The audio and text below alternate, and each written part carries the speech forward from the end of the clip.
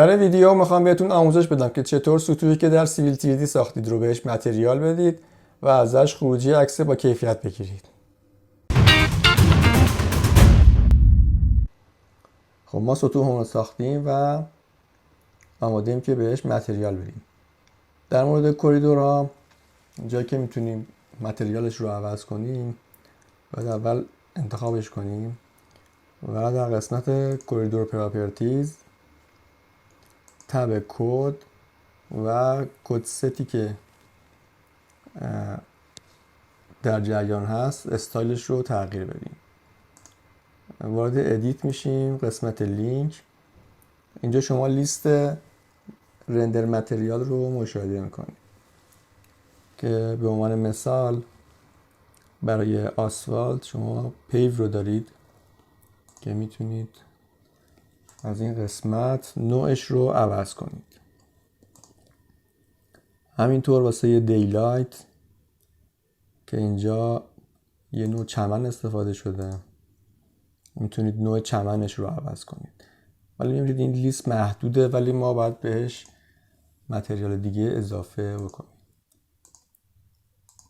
در مورد سطوح دیگه همینطور میتونیم انتخابش کنیم از قسمت Surface Properties.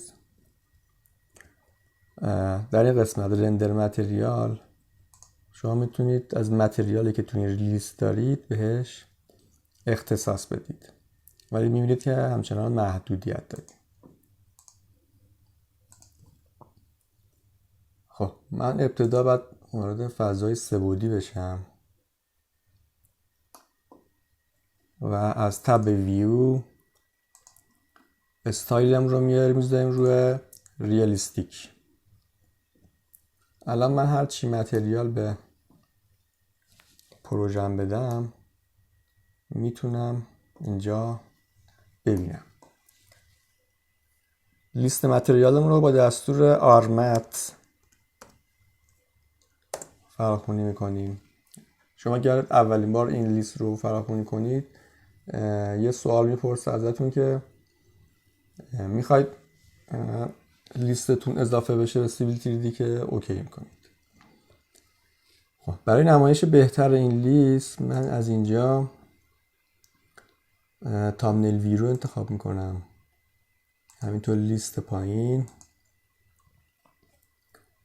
و متریال ما اینجا قرار داره.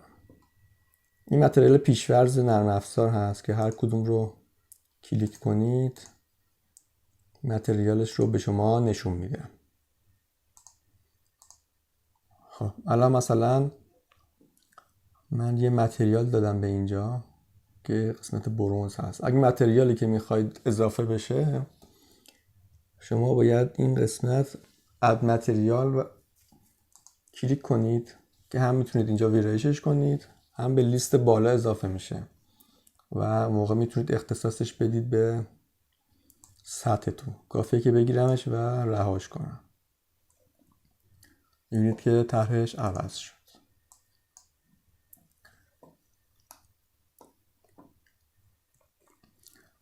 حالا اگر از این لیست من نخواستم انتخاب کنم و خواستم متریال خاص خودم رو وارد بکنم کافیه که من در این قسمت نیو رو بزنم و نیو جنریک متریال. پنجره که باز میشه در این قسمت نوشته ایمیج کلیک میکنم و مثلا نمای آپارتمان من اینو باز میکنم ببینیم یه نمای آپارتمان داریم. من میخوام به سطح همین رو اختصاص بدم. انتخاب میکنیم و اسمش رو هم میتونم اینجا عوض کنم.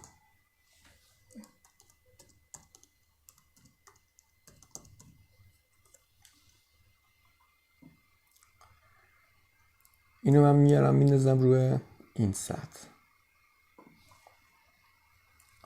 خب از این قسمت ما میتونیم اسکیلش رو تغییر بدیم، اینقدر تغییر بدیم که اون چیزی که میخوایم در بیاد، مثلا یه همچین عددی. یا من میتونم الان من یه دیوار سنگی دارم اینجا، میخوام که یه متریال دیوار سنگی اینجا اضافه کنم. دوباره این قسمت قرار میگیرم، نیو متریال، ایمیج، استون.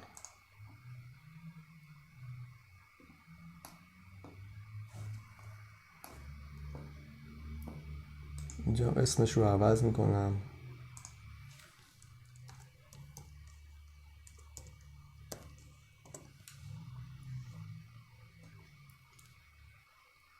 و اختصاصش میدم به این سطح.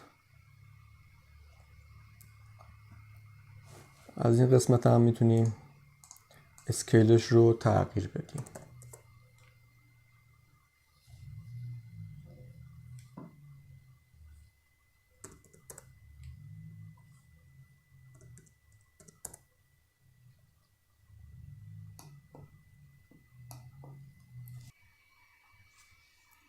Surface Properties، از قسمت رندر متریال استون که من اینجا اضافه کردم رو میبینیم و به همین راحتی اضافه میشه.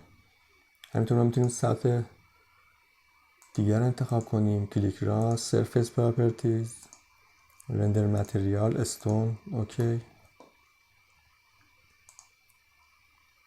این سطح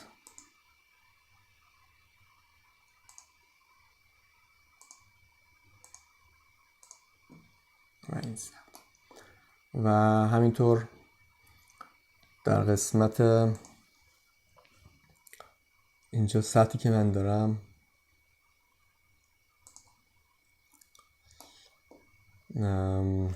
سطح آسفالت هست. یه سری سطح های پیش‌فرض اینجا من دارم که قابلیت سرچ هم اینجا داره. من میتونم اینجا آسفالت سرچ کنم و من یه سری سطوح میاره که میتونیم اینا رو به قسمت بالا اضافه کنیم و استفاده کنیم. اگه نه میتونیم یه طرح جدید اضافه کنیم. من یه طرح اضافه میکنم برای آسفالت. طرح هم اگه بخوایم ببینیم همچین طرحیه.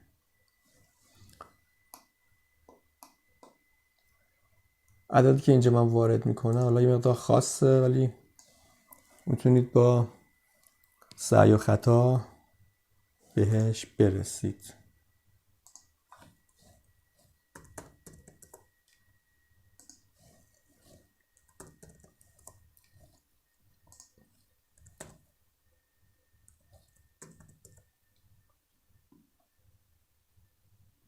اسمش رو عوض میکنم، رینیم.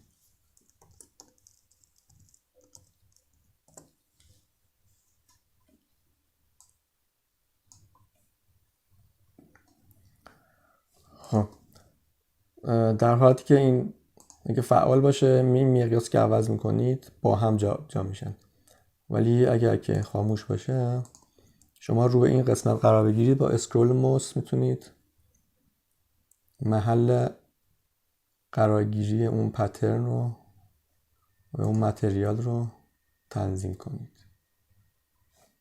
یه همچین طرحی.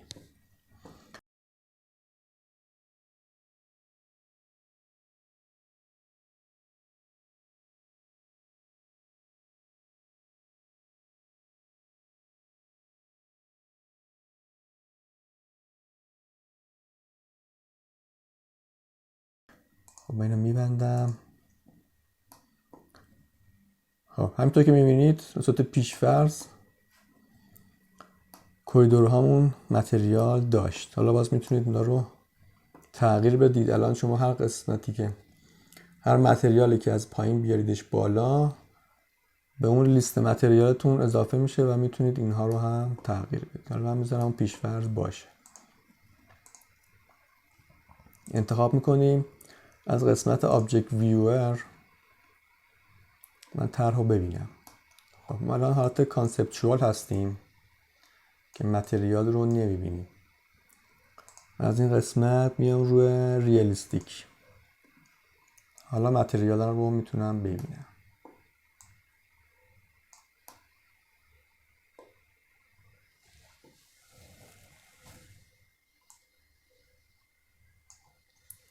خب همونطور که میبینید الان مثلث بندی ها روشنه و نمای جالبی نداره. من این قسمت خارج میشم.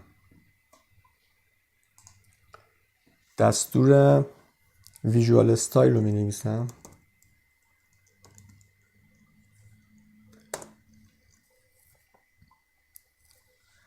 خب این قسمت من رو حالت ریالیستیک میذاریم و از قسمت ایج ستینگ این قسمت شو رو من میذارم روی نان که مثلث بندی ها رو نشون نده که یه سطح طبیعی تری رو داشته باشیم. همه رو انتخاب میکنم. Object Viewer و میبینیم که شکل نمایش سطوح بهتر شد. از این طرح هم میتونم یک خروجی عکس با کیفیت بگیرم. روی این قسمت سمت راست سیو ایمیج کلیک میکنیم و یه اسم بهش میدم، پسفندم PNG میذاریم. سیو شد. من همین اگه باز کنم